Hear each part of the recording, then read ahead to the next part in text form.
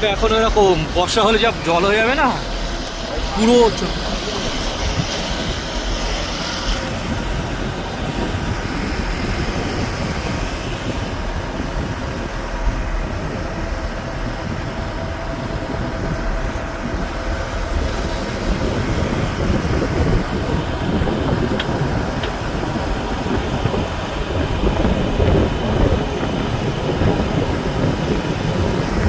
মানে পুরো রিভার বেডটা দেখা যাচ্ছে।